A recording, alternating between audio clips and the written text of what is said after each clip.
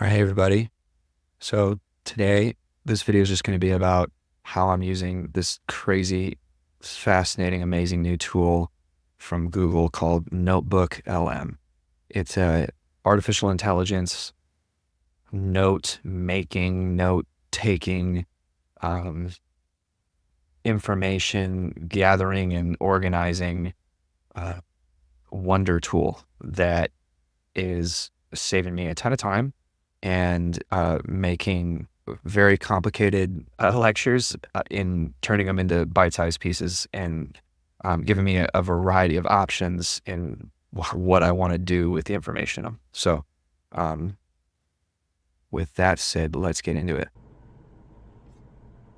All right, so I'm just going to walk you through what I've been doing to basically capture the necessary information and then uploading it into Notebook LM, which I then use to pull whatever I want to use it for. So basically, this is for, at least at my school, we use this something called lecture capture. So that's where all of our lectures get stored. They get recorded within like 20 or 30 minutes of them having been um, like given, live.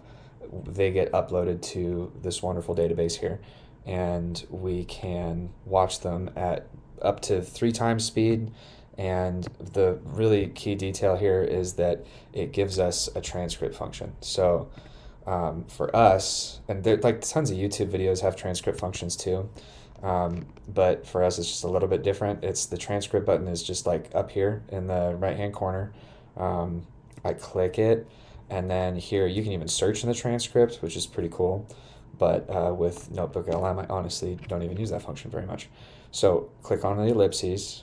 I download the current transcript. So as you can see, I've been doing this today, and that is going to give me a file, and the file is going to be named um, right after this is the name of the lecture, so it tells you who the lecture presenter was and what class it was. If you open this file, it's just text. It's nothing but text, and that's what Google LM wants, or sorry, LM Notebook um, needs to work with. It needs to work with text files, or it needs to work with PDF files. So that's pretty straightforward.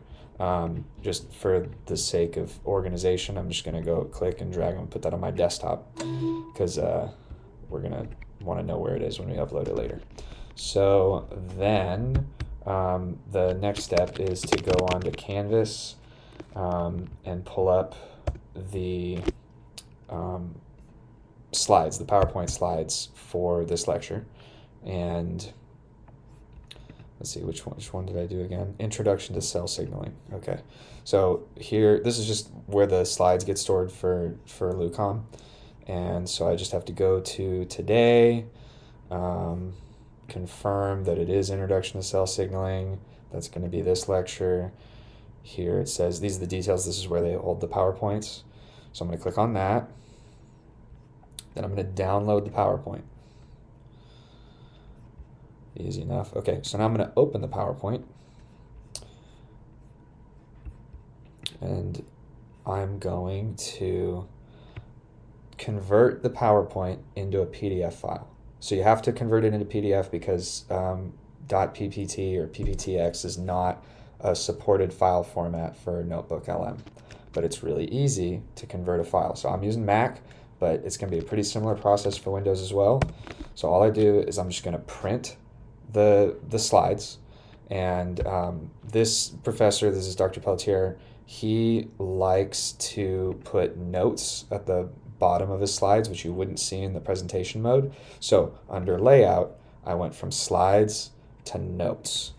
And then if we scroll down, you can see like here, like page 6, yeah, he put quite a bit of information in there.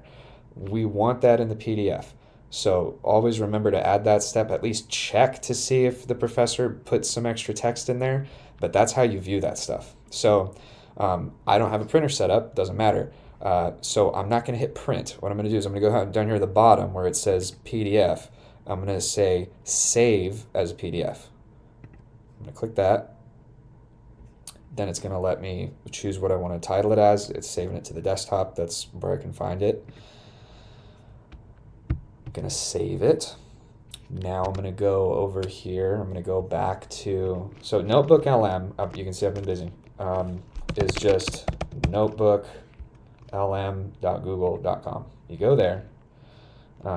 You make sure that you're logged into the account that you need to be logged into, and then we're gonna go. Like I've already made this. I have a different folder for every lecture for this upcoming exam, and I'll explain why in a minute. It's because each folder has specific files that are uploaded to it, and the way Notebook LM is set up right now, I don't have a second organizational step to further organizing these into like which day, or like which test, or like which class. But fortunately, for the sake of this, it's all one class.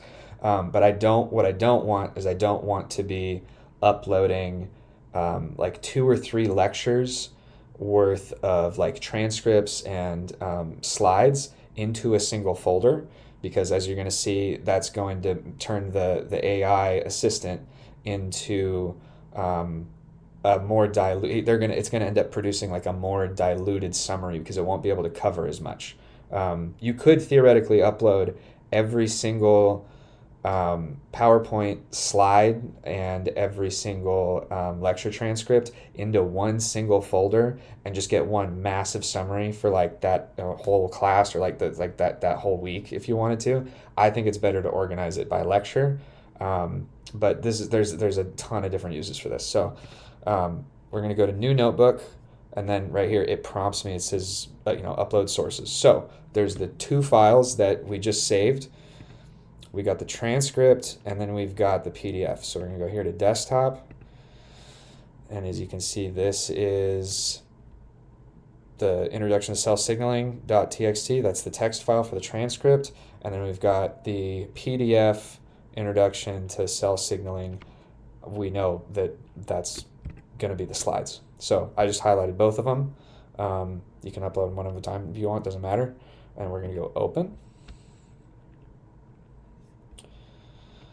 And then up here, just in the top left, it says Untitled Notebook. I'm just going to make that the name of the class, and then the name of the lecture, which is Introduction to Cell Signaling again.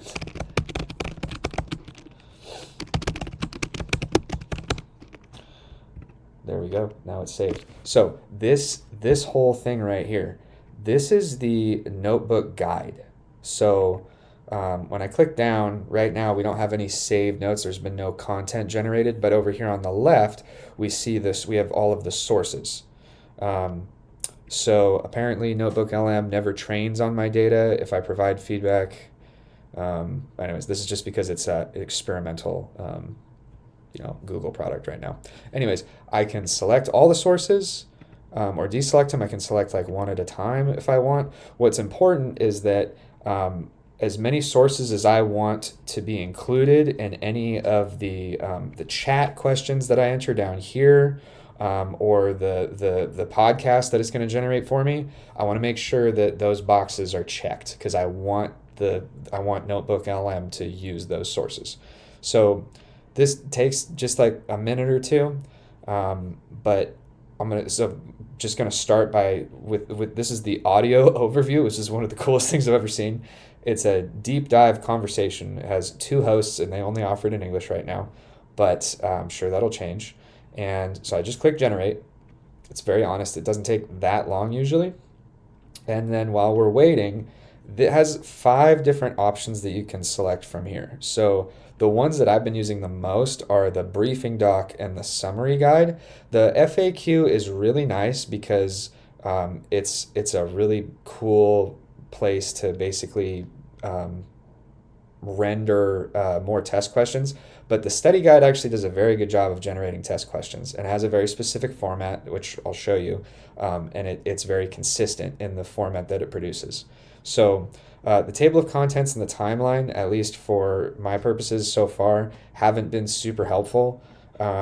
In one case, I don't think I can even generate a timeline because I don't think that the files that I uploaded were compatible with that request. But at any rate, so I'm gonna hit the briefing doc, and so that's gonna create like a new document over here, and then I'm gonna open this guy up. Our audio overview is still generating, and then I'm also gonna click the study guide. Sometimes if I give it too much to do at once, it will produce a blank document. It's just because I overwhelmed it, but generally it's been pretty good. And if it does produce a blank document, then I just like when everything else is done, um, I go back and do it over. I resubmit it and it produces it correctly.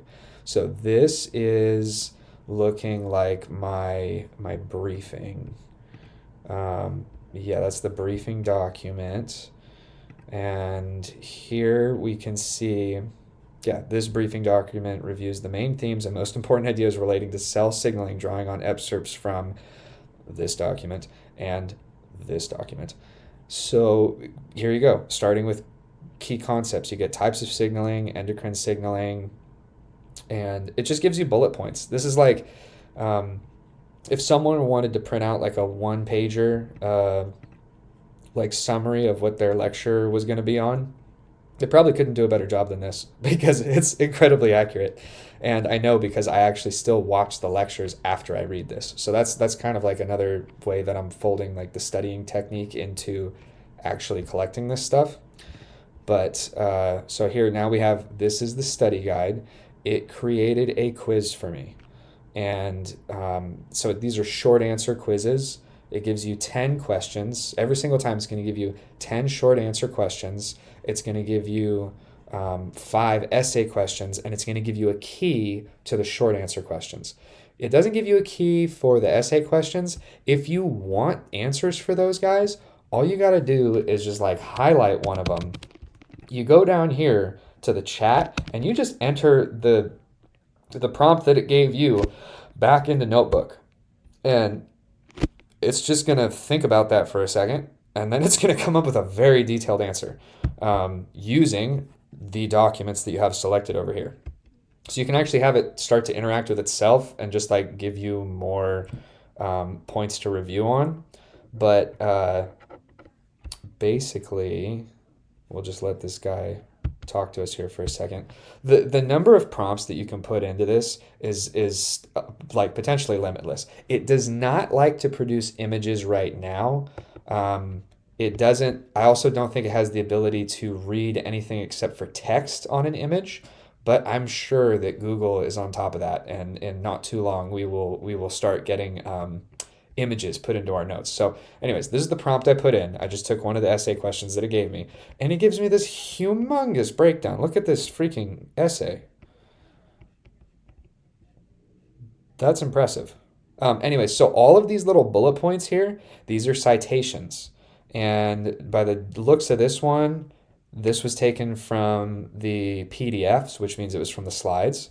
But it tells you these bullet points are text that are supporting this entry about cyclic AMP.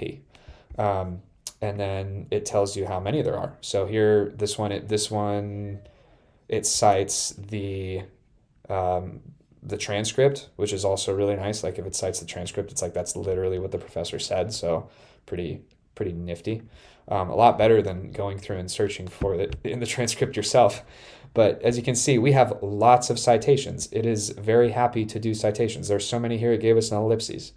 Yeah, anyways, looks like glycogen breakdown, and the relation between that and epinephrine is something that was covered a lot in this lecture, just based on the number of citations there. So if I want, I can click Save to Note for that. And now we've got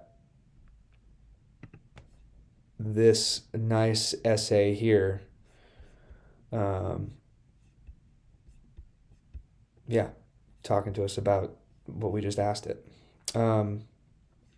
So now that we've done that, okay, so this is the audio overview is now ready. This is kind of freaky. sort of like some like Skynet Terminator type stuff, but I really need to do well in medical school, and this is helping. So for the time being, it gets a pass, but we are going to be watching this thing very closely.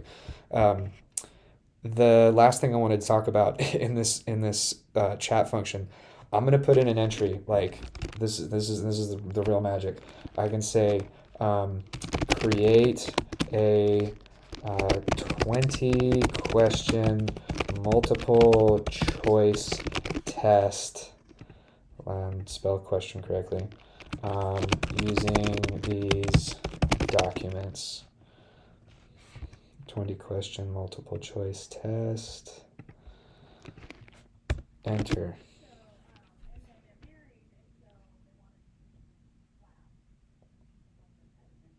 It's thinking of what it's going to quiz me on. It's very thoughtful. Wow. Okay, this is interesting. This gave me an answer key. I haven't seen that format before. Um, cool. So I can actually just take this and then check the key later. This is very usable. Um, well, remember that prompt because that gave me a pretty killer result. All right, so I now have a 20 question multiple choice test based on these documents over here I just submitted. Which of the following is not a characteristic of endocrine signaling? Signaling of A, B, C, D. We have citations for the questions or for the answers. That's kind of funny. It's a little bit misleading. Because it looks like there's a citation for each one. So they're probably all true answers. Um, anyways, yeah. So then that's my answer key, and then it tells me what the heck was just on this test, and that's pretty amazing. You can probably get a lot more detailed in terms of like what kinds of questions you want it to ask you about. Like you could get really specific, like maybe after you've been studying for a little bit, you're like, I'm really weak on this. Then you hop into the chat and you're like, can you generate like a 15 question multiple choice test on this subject using these documents? Actually, you don't even have to tell it using these documents because it's only going to use the documents that you've uploaded there. And then you're off to the races because it's just going to make you a test using, you know, more specifically on like whatever you're struggling with from that lecture, um, which is amazing. So anyways, this is the first time I've used it. We just started a new block at Lucom, and I am really excited to start using this. So I'm in the process of reviewing, but that's a very key feature. So a couple more things before we wrap up. This is Ever wonder how, like when you decide to pick up a pen, your hand just does it?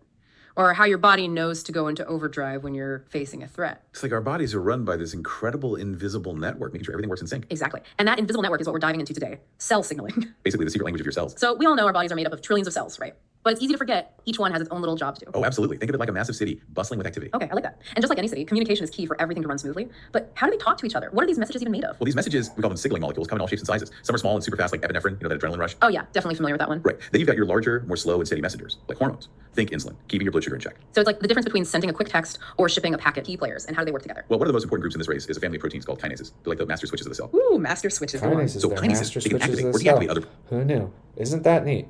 Well, okay, so it's kind of creepy because you have two people talking and they're not humans. That is an AI talking to itself for your benefit. So pay attention. I really like to use those before as like a like an appetizer for actually watching the lecture. So like the steps that I will go through usually consist of like I download the transcript, I get the PDF of the PowerPoint, I drop those into a folder, I'll start rendering the audio overview, I get the briefing doc and the study guide, and then I will listen to the audio overview. And after I've listened to it, they're usually like 10 to 20 minutes long, but you can listen to them on 2 times speed. And then once I've listened to that, I'm like, okay, I have an understanding of like where this lecture is going. I will open up the briefing document and I will give that a good read. Usually it doesn't take very long at all. Once I've done that, I actually crack open the study guide. And inside of the study guide, I will scroll down to the answer key for the short answer questions. And I go down here, and this is where I grab the text for basically just like big picture Anki cards. And you can put those into Quizlet. You can use it for whatever flashcard app you want. It doesn't have to be Anki. But they've done the work for you of like summarizing the whole lecture into 10 questions. And so the answers to those short answer questions are like wonderful bullet points to work with for making flashcards, especially if you can like delete certain words out of them. So here, I'm not sure what deck this is, but I'm just gonna drop these in. I use the close card here because it's really easy to use for stuff that's like all text. I just copy paste that, drop it into the text box here, and then I look at what's bold and what do I want to remove. So endocrine signaling involves the release of signaling molecules. Okay, I'm probably not going to block out endocrine signaling, but I can take advantage of this very general statement, and I can block out pancreatic beta cells just because that's important to study. Paracrine signaling occurs when signal is diffused locally. So I'm going to block out diffuse locally so that when I go to use this card, it's going to prompt me to fill in these blanks with the right words. And then if you know how to use Anki, then you already know that part. But if you don't, you just have a lot of different options for making flashcards. You can delete words. You can use it to give you a basis for making another quiz if you wanted. But basically that's what I do. And I will, so my whole process, like my flow right now is render the audio overview, and then get these guys queued up, generate the briefing doc and the study guide, listen to the audio overview, read the briefing doc, then pull up the study guide, make 10 to 15 Anki cards. And once I've done that, then and only then do I hop over to the actual lecture over here. And then I'll watch that thing. One of the things about a lot of pharmaceuticals, for example, bind to cell receptors. So these pathways are the very cool thing is that I have an We are going to start, understanding of where this professor is by going, talking in a general which overview I about wasn't basic going to mechanisms get of unless cell I read the slides. Actually, And fourth one that we'll add. frankly, Give a general model of like cell slides are signaling, not and really certain designed to things. be We're going to talk about read ligands and how in they're terms of like being a good summary. They do prepare you a little bit. So the advantage is like obviously you get to know where the lecture is headed the entire time. That honestly just helps me like cue in and focus on exactly what they're saying with having ultimately less information coming at me because I've already seen it and I know where they're going. So that lets me listen to like a 1 hour lecture in like 20 minutes. Altogether, like you can process 1 hour of lecture if you're going to watch it that fast in like an hour or less and like at a very comfortable rate. So I think that's a great use of an hour, but there's a ton of different ways to use this. So I'm excited to dig into using it to make practice problems, but I basically just wanted to show the potential that this has and the fact that it's in development and it's just going to get better is really exciting. But the practice problems that it comes up with have been pretty incredible. I have only caught like a few very minor errors, which generally come from the transcription, like the transcript of the lecture actually having like maybe like a small problem. But in general, like I think the professor's going to make a mistake probably before the AI does in here. So again, watch the lectures, like know what the content you're consuming. But this has definitely saved me a lot of time. I feel like I can show up to watching these lectures just a lot more informed from the get-go. And then I've already made flashcards and I don't have to spend as much time doing any of those things because it's molded Streamline. So hopefully you guys got something out of that. I would love to know more. If you figure anything out, you can definitely like let me know, put it in the comments, like cool tricks and hacks you're learning with Notebook LM. This is just the way I've been using it for my school. So hope you guys enjoyed, and yeah, like and subscribe.